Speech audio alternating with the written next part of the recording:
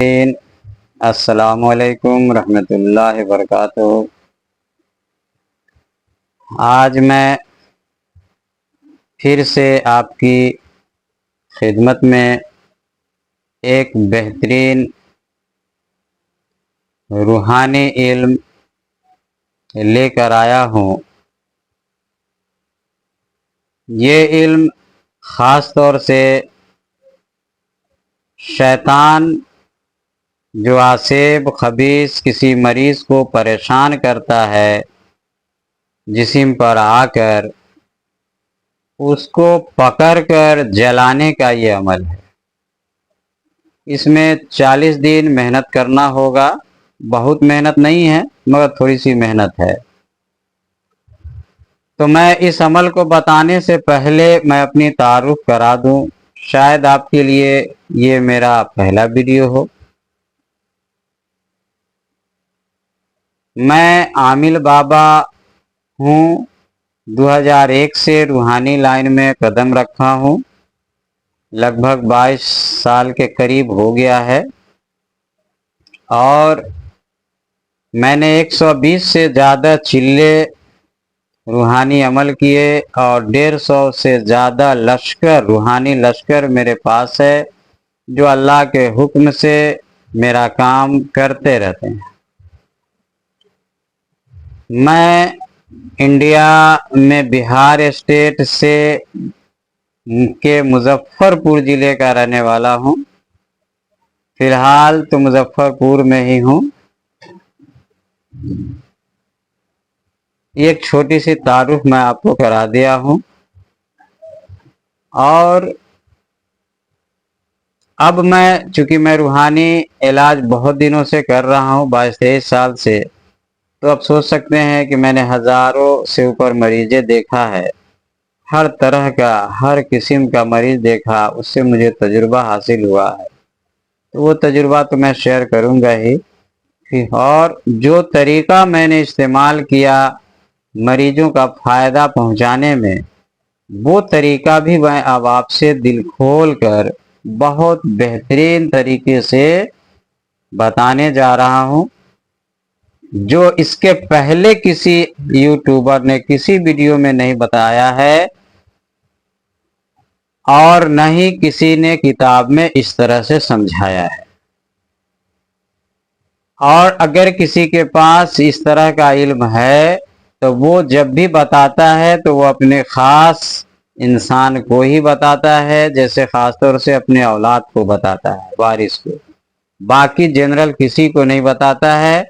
उसके पीछे वजह है कि वो हमेशा ख़ास बने रहना चाहता है।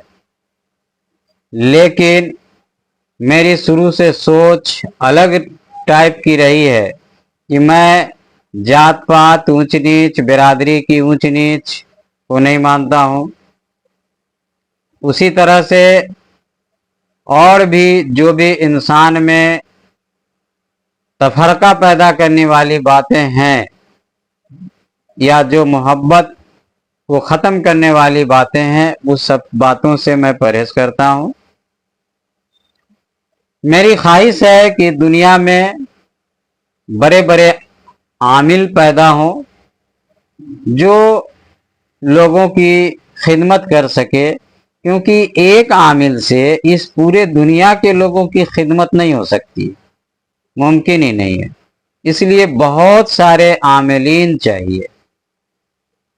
तो उसके लिए इल्म को आम करना पड़ेगा, क्योंकि हर इल्म के लिए तो कहीं ना कहीं पढ़ाई जाती है, किताबें हैं, कोर्स हैं, सिलेबस है, क्लास कराई जाती है। मगर ये इल्म ऐसा है कि ना तो इसके लिए कोई बाजाब्ता कोर्स है, न कोई आपको कोई सही किताब मिलेगी जिसको पढ़ के आप आराम से सीख सकें, और न आपको जल्दी कहीं उस्ताद मिल जाएगा आसानी से। अगर कुछ मिल भी गया तो वो सिखाना नहीं चाहेगा आसानी से।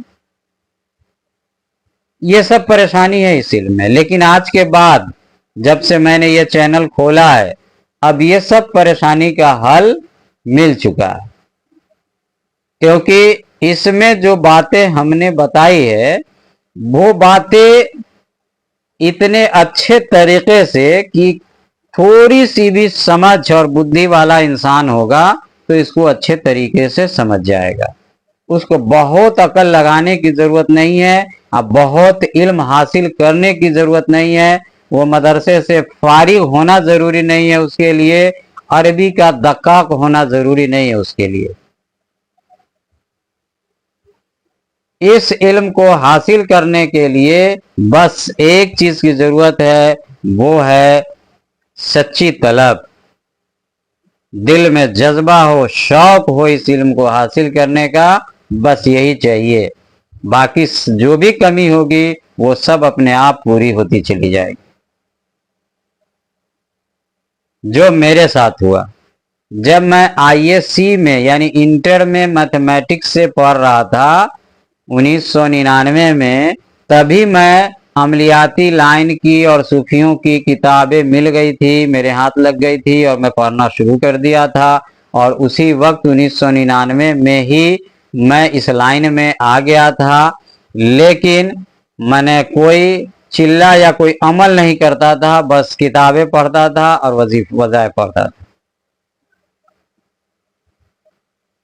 तो चलिए मैं आज आपको एक ऐसे आसान अमल के बारे में बताऊंगा जो किसी भी शैतान को, जो इंसान को परेशान करता है बार बार आने पर, और एक नहीं है, कभी कभी लश्कर रहता है सैकड़ों का, हजारों का, लाखों का, उन सबको जला कैसे सकते हैं। ये जलाने का तरीका है, वो जिस्म पे हाजिर होगा, जलेगा, चिल्लाएगा, रोएगा, बेहोश होएगा, पानी मांगेगा, कहेगा प्यास लगी हुई है, इस तरह की हरकत करेगा, भागेगा, चैलेंज करेगा, ये सब हरकत जिस्म पे आकर करेगा और वो आखिरकार जल जाएगा। एक साथ अगर बहुत बड़ी लश्कर है तो एक साथ 5, 7, 10 भी जल जाते हैं इससे, इस तरकीब से। तो आइए सीखते हैं तरकीब। ये अमल 40 दिन का है, कोई परहेज नहीं करनी है, खाने पीने की कोई परहेज नहीं है, न जलाली है न जमाली है ना, किसी तरह की कोई परहेज नहीं है, कोई रोजा नहीं रखना है, कोई चीज छोड़ना नहीं है, बस 40 दिन तक ये जो दुआ है, वजीफा है, इसको पढ़ना है। क्या है, एक बार पढ़ना है बिस्मिल्लाहिर्रहमानिर्रहीम, उसके बाद बिस्मिल्लाह करने की जरूरत नहीं है। अलैकन मलैकन तलैकन बिहक के या बुद्धू हो, बिहक के जिबरीलो व मिकाइलो व इसराफीलो व इजराइलो। इसको 1000 बार रात में पढ़ना है। एक टाइम बना लेना है, अपने से वो टाइम फिक्स कर लेना है आपको। बेहतर टाइम होता है अमलियात का 11 बजे से लेकर सुबह में आपको 3 बजे तक, सुबह के 3 बजे भोर तक, ये वक्त जो है सबसे अच्छा माना जाता है। इसमें सुकून भी रहता है, रूहानियत आराम से आती है और आपके पढ़ाई को सुनती है, वो भी डिस्टर्ब नहीं होती है, आप भी डिस्टर्ब नहीं होते हैं। तो बेहतर ये है कि इसी टाइम में से आप एक अपना टाइम बना लीजिएगा, एक जगह फिक्स कर लीजिएगा, एक टाइम बना लीजिएगा और उसी जगह इसको पढ़ाई करनी है। इसको पढ़ने में मैंने अगर बहुत स्पीड आप पढ़ते हैं तो 40 मिनट में आप पढ़ लीजिएगा, अगर कोई हाफिज कुरान है बहुत स्पीड है उसकी, और नहीं तो 1 से सवा घंटा इसको पढ़ने में आपको आराम आराम से पढ़िएगा तो लग जाएगा। ठीक है, अब ये 40 दिन तक जब आप इसको पढ़ लें, पूरा कर लें, तो ये अमल आपका कंप्लीट हो गया। अब 100 बार रोजाना इसको कोई भी टाइम में जो आपको सहूलत वाला समझ में आए, आसानी वाला, उस टाइम में इसको पढ़ लेना है। ये लाइफ टाइम पढ़ना पड़ेगा। अगर पढ़ना छोड़ दीजिएगा तो जो रूहानियत जो आपके अमल से आपके ताबे हुई है, वो फिर से धीरे धीरे वो जो आपका जो ताबेदारी का जो रस्सी है वो कमजोर पड़ जाएगा और फिर वो धीरे धीरे वो आजाद हो जाएगी, यानी कि वो पढ़ने पर जल्दी आएगी नहीं। इसलिए इसको 100 बार तो हमेशा के लिए देखिए। सबसे बड़ी बात यह है कि मैं आपको इसमें जो भी अमल बताता हूं वो वही अमल बताता हूं जो आप कर सकते हैं। थोड़ी सी चाहत की जरूरत है। वैसा अमल नहीं बताता हूं जो आप कभी करना तो दरकिनार आप सोच भी नहीं सकते हैं। किताबें में ऐसी अमल भरी पड़ी है। हम भी वैसे अमल को लिख के रखे हुए लेकिन कभी किया नहीं कि कभी करेंगे आखिर में। इतना मुश्किल मुश्किल अमल सब है किताब में दिया हुआ, लेकिन मैंने आपको आसान बताया है। मैंने किया तो बड़ी मुश्किल मुश्किल वाला है, आसान वाला भी किया, मुश्किल वाला भी किया, मगर मैं आपको अपने शागिर्दों को आसान करके बताता हूं और तजुर्बा करके, कि ऐसा नहीं कि अब आसान कर दें तो असर ना हो, ये भी नहीं है। असर भी होना चाहिए और आसान भी होना चाहिए। अब आपसे बता दें कि एक किताब में इसका जो आधा अमल अभी जो पढ़ के मैंने आपको बताया वो 3125 बार पढ़ने के बारे में लिखा है। अब आप सोच सकते हैं, आप 1000 बार पढ़िएगा तो अपने अंदाजा लग जाएगा कि 3125 बार पढ़ने में कितना वक्त लगेगा। आज जब मेरा काम 1000 बार पढ़ने से हो जाता है, अच्छे तरीके से हो जाता है, तो फिर हम वैसा काम जो कर ही ना पाए तो फिर उसके बारे में हिम्मत करने की भी कोई जरूरत नहीं है, कोशिश करने की भी कोई जरूरत नहीं है जो हो नहीं पाए। क्योंकि आज का इंसान कमजोर भी बहुत है जिस्मानी हिसाब से। पहले जो आज के 200-500 साल पहले का जो इंसान था उसकी जिस्मानी कुव्वत बहुत जबरदस्त हुआ करती थी। आज के इंसान के अंदर उतनी कुव्वत नहीं है, इसलिए आज के इंसान को आज के इंसान के कुव्वत के हिसाब से ही अमल बताना पड़ेगा। तो ठीक है, आपने इसको 40 दिन तक पढ़ लिया, 40,000 बार हो गया। अब ये अमल पूरा हो गया। अब मैं आपको एक नक्श इस वीडियो के आखिर में दे दूंगा। देखिए वो नक्श मैंने हिंदी में भी बना दिया है और उर्दू में भी बनाया है। मान लीजिए कि जिसमें से किसी को उर्दू नहीं आता है पढ़ने लिखने, हिंदी आती है तो वो हिंदी से काम चला लेगा, और जिसको उर्दू आती है तो उर्दू से चला लेगा। इतना मैंने मेहनत कर दिया है आप लोगों के लिए। बहुत मेहनत लगता है भाई, दिन दिन भर लग जाता है ना लिखने में।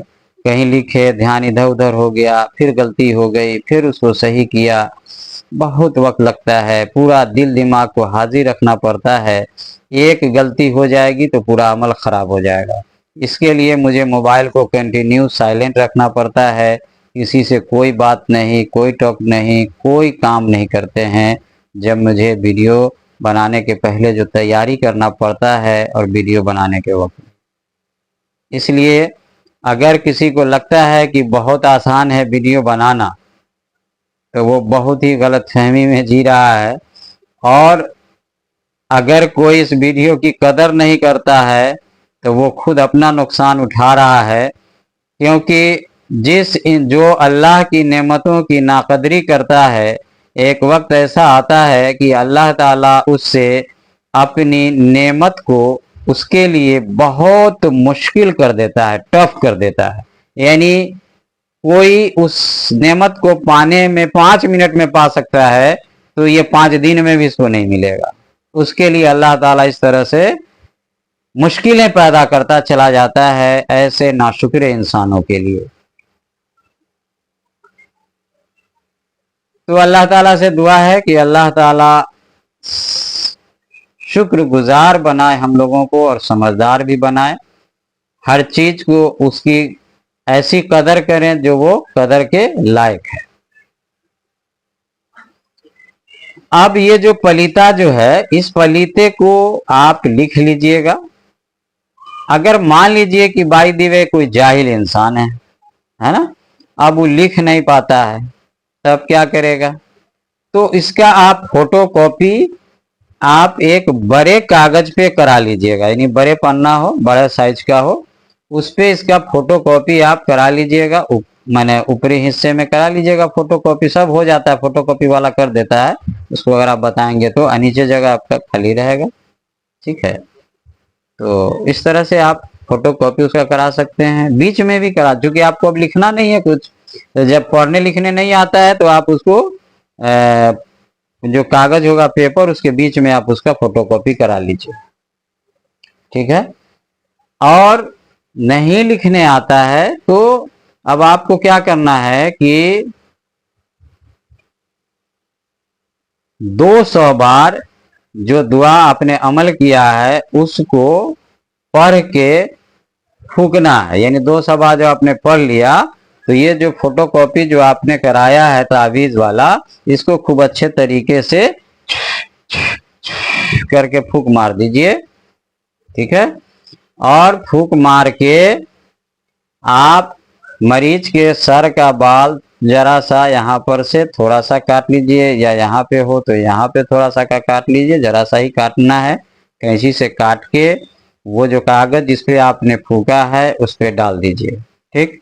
उसके बाद उसको तह लगा के फोल्ड कर लीजिए, कम से कम मान लीजिए कि 2 उंगली से थोड़ा सा कम, यानी 1.5 उंगली चौड़ा होना चाहिए फोल्डिंग, ठीक है। जैसे मान लीजिए कि आप इस तरह से फोल्ड कर लीजिए और बाल इसी में रहना चाहिए। देखिए इस तरह से फोल्ड हो गया। अब बाल इसके अंदर में है। अब क्या करना है कि इसके अंदर यहाँ से यहाँ तक इसमें रुई लपेट देना है। वही रुई कॉटन जिसको बोलते हैं, जो मेडिकल में मिलता है, हर दवाई खाना में मिल जाएगा आपको। उसमें से थोड़ा मोटा करके लपेट, एकदम पतला भी नहीं लपेटना है, बहुत मोटा नहीं, बस सांप से लपेटिए कि पूरे में आ जाए, इस तरह से कर करके लपेट देना है, पूरे में पूरा ढक जाए। उसके बाद मरीज के सिर के चारों तरफ पूरे जिस्म के इसको इस तरह से घुमाना है, सिर के चारों तरफ से, है ना। कम पहले तो एक हाथ बॉडी से हटा के 7 बार, और फिर उसके बाद बॉडी से सटा के 7 बार इसको घुमाना है, ठीक है। जब इसको घुमा दिया, ठीक है ना, तब अब क्या करना है कि एक कोई माने हल्का गड्ढा वाला बर्तन लेना है, हल्का गड्ढा इस तरह का, चाहे वो कटोरा हो, चाहे वो मिट्टी का ढक्कन हो, या लोबानदानी आता है जलाने वाला जिसमें लोबान जलाया जाता है, उस तरह का हो। उसमें आप किसी में हो, आप जरूरी नहीं कि कोड़ा हो, ठीक है। अगर आप आमिल हैं तो जैसे चाहे इस्तेमाल करें, आप घर में जो यूज करते हैं आप उसको भी इसमें इस्तेमाल कर सकते हैं। ये नहीं कि कोड़ा ही होगा तो काम करेगा, कोई भी काम करेगा, ठीक। अब क्या करना है कि उसमें सरसों तेल डाल देना है, जिसको करुआ तेल बोलते हैं। और ये जो रुई समेत इसको उसमें अच्छा से तर कर लेना है, भिंगा देना है तेल में, और जरा सा मुंह इसका ऐसे झुका देना है, उसी में छोड़ देना है। इसमें बर्तन में इस पलीते को ऐसे मुंह झुका देना है बाहर की तरफ, और इसको मोमबत्ती जला के इसको मोमबत्ती से जला देना है। मोमबत्ती से जलाएगा तो आसानी से जलेगा, हाथ नहीं जलेगा। और जला देना है, और बीच बीच कभी कभी बुझे तो फिर जला देना है। ये जल गया। अब क्या करना है कि मरीज के सामने में इसको रख देना है, मरीज को बैठा देना है चटाई वगैरह पे, नीचे ही बैठाइए ज्यादातर। हाँ, कहीं अगर ऐसी सहूलत नहीं है तो आप चौकी वगैरह पे, कुर्सी वगैरह पे भी मरीज को बैठा सकते हैं, और ऐसे टेबल वगैरह पे इसको डाल दीजिए। इतना ख्याल रखिए कि वो टेबल वगैरह आपका नहीं जले, उस पर बर्तन वगैरह नीचे से डाल दीजिए कि उसका जो राख है आगे उस बर्तन में गिरे, ठीक है। अब वो मरीज को हिदायत करना है, मरीज अगर होश में है तो उसको हिदायत करना है कि उसमें उस रोशनी में जो पलीता जल रहा उसमें देखो, अगर हो सकता है तुम्हें कुछ दिखाई दे। तो मरीज को बहुत बार सांप, हाथी, जानवर ये सब दिखाई देंगे, और अगर उस पर जादू टोना कोई किए हुआ है तो उस इंसान का शक्ल भी दिखाई देगा। ठीक। लेकिन अगर मान लीजिए मरीज बदमाश टाइप का है, जिद्दी है, या नहीं देखना चाहता है, या मरीज बेहोश है ना, तब भी आप उसको जलाते रहिए। अगर शैतान ने बेहोश किया है, आपको पता है कि नहीं शैतान नहीं, माने शैतान है या नहीं है, आपको शक है ना, तब भी आप जला सकते हैं। जब आप जलाएंगे, अगर शैतानी हरकत होगा तो मरीज जो बेहोश है वो होश में आ जाएगा। तो ये आधा घंटा 45 मिनट का ये जलने में आपको लगेगा, तो आप इसको आराम से जलाइए। तो कोई ऐसा भी बीमारी है जो जल्दी ठीक नहीं हो रहा है, मरीज बेहोश है, बात नहीं कर रहा है, कोमा में चला गया है, बीमारी का पता नहीं चल रहा है, वैसी हालत में भी इसको आप जलाइएगा। हाँ तो मेरे दोस्त, मरीज किसी भी सूरत में हो, अगर उसके ऊपर शैतानी हरकत है, किया हुआ है, या खुद से आ गया है शैतान, दोनों हालत में उसका शैतान जल जाएगा। चाहे वो देखे पलीते पर, यानी उस रोशनी पे जो जल रहा है चिराग, उस पे वो देखे या ना देखे। होश में है उसको हिदायत कीजिए, वहां पे ध्यान अगर वो रखेगा तो जितना लश्कर है वो सब टनाना हुआ चलाएगा। बस इतना ख्याल करना है कि कभी कभी क्या होता है कि मरीज के ऊपर एक दो शैतान नहीं होता है, सैकड़ों और हजारों के तादाद में होता है। तो ऐसी सूरत में आपको एक हफ्ता लगातार पलीता जलाना पड़ सकता है ना। यानी ये जो चिराग जलाना है, ये जलाए हैं, इसको पलीता कहिए, चिराग कहिए, ये चिराग जलाना आपको पड़ सकता है, क्योंकि तादाद ज्यादा है शैतान की। अभी आप जला देंगे, मरीज आज भर ठीक हो जाएगा, फ्रेश हो जाएगा, कल से फिर सिर कंधा भारी हो जाएगा, घबराहट बेचैनी होने लगेगी, ये सब होगा। फिर आप जलाएंगे, फिर वो ठीक हो जाएगा। तो जो अनजान मरीज है, जिसको दिखाई नहीं देता है, जो अनट्रेंड है, नया है, वो ये समझता है कि अमल में असर नहीं हुआ। मरीज भी यही समझता है कि कल तो ठीक हो गए थे, फिर हम हो गए, इसका मतलब है कि दुआ तावीज असर नहीं कर रहा है। लेकिन उसको क्या पता है कि यहाँ लश्कर इतना ज्यादा है कि जो जल गया वो तो खत्म हो गया, लेकिन जो बचा हुआ है वो तो परेशान करेगा। इसलिए इतनी बारीक बात कोई आपको नहीं बताएगा, किसी किताब में नहीं मिलेगी, किसी वीडियो में नहीं मिलेगी, आप उसको खोजिए। देखिए, हमारे हर वीडियो की अहमियत वही इंसान समझेगा जो बहुत सारी किताबों को पढ़ चुका है, बहुत सारे उस्तादों से मिल चुका है, बहुत सारे लोगों का वीडियो देख चुका है। उसी को ये समझ, वही कंपेयर करेगा ना, वही मिलाएगा ना कि उसमें किसमें कहाँ कौन चीज इसको मिला है और कौन चीजें यहाँ मिल रही है उसको। उसी को मेरे वीडियो की कदर समझ में आएगी। आज जिस जो अभी कुछ पढ़ा ही नहीं, जो कभी कुछ समझा ही नहीं है, उसको तो लगेगा बस क्या है, मोबाइल के सामने में गए हैं, कुछ बोल दिए हैं, वीडियो बन गया है। वीडियो बनाना इतना आसान नहीं होता है। अगर इतना आसान होता तो हर कोई वीडियो बना लेता। बहुत मुश्किल काम है ये। और खास तौर से जो अभी मैं बोल रहा हूं, कोई लिख के नहीं बोल रहा हूं, अपने याद से बोल रहा हूं। अब याद से बोलना और छूटना भी नहीं है, उसके लिए जहन का, दिल दिमाग का फ्री होना जरूरी है। इसके लिए मैं किसी से कॉल से जल्दी बात नहीं करता हूं, कोई ऐसी बात भी नहीं करता हूं जो मेरे दिमाग को उलझा के रखे, किसी की उतनी सुनता नहीं हूं। बहुत अपने आप को रिजर्व रखना पड़ता है, तब जाके एक वीडियो बनता है। समझ रहे हैं? चलिए, तो मैं फिर आपको बता दूं कि ये जो इसमें आपको 7 दिन 11 दिन भी किसी किसी मरीज को जलाना पड़ सकता है। तो देखिए, इसके लिए जरूरी नहीं है कि बहुत बड़े आमिल हो, जितना मैंने बताया उतना आप कर लीजिएगा तो हो जाएगा। ठीक है? आप कुदरत का करिश्मा देखना चाहते हैं, अगर इसी दुनिया में करामत देखना चाहते हैं, तो आप इस अमल को कर लीजिए और उसके बाद आप देखिए कि किस कदर रूहानी चीजों के साथ आप खेलते हैं, और उसके बाद कैसे आपका ईमान यकीन बढ़ता है। इल्म भी बढ़ेगा, तजुर्बा भी बढ़ेगा, ईमान भी बढ़ेगा।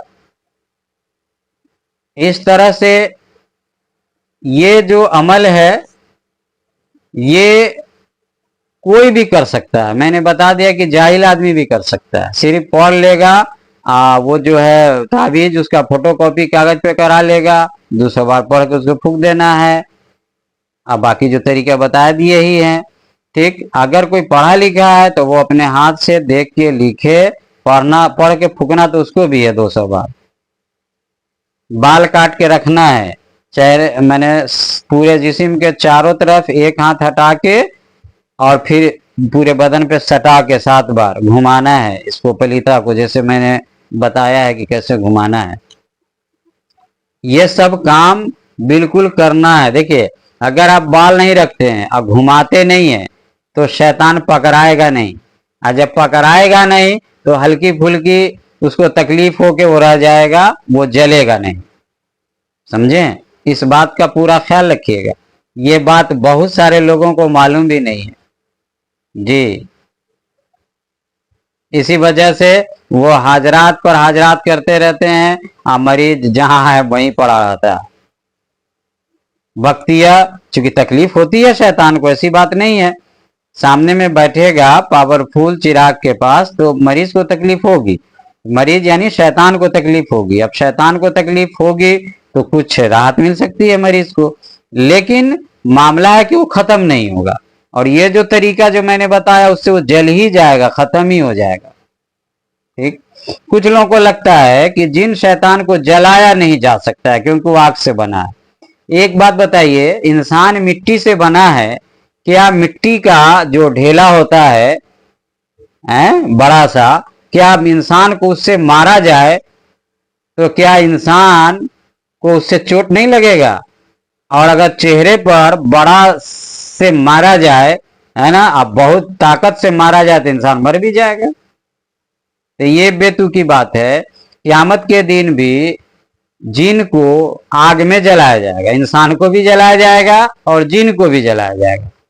तो वो बना जरूर है आग से, लेकिन वो अब आग है नहीं, है ना, उसका अलग अब नेचर हो गया, अलग कैफियत हो गई। आग से बना है मगर अभी आग नहीं है, वो दोनों अलग अलग बात। जैसे इंसान मिट्टी से बना है, लेकिन क्या वो इंसान मिट्टी है अभी? सोचिए, इसमें हड्डी है, चमड़ा है, गोश्त है, खून है, मिट्टी कहां आपको दिख रहा है सो बताइए, लेकिन बना है मिट्टी से। खैर, तो जलता है, ये प्रैक्टिकल बता रहा हूं, ये खाली पुलाव नहीं पका रहा हूं, ये 22-23 साल से मैं ऐसा कर रहा हूं। ठीक है, और एक दूठो नहीं जलाया है, लाखों के तादाद में जलाया।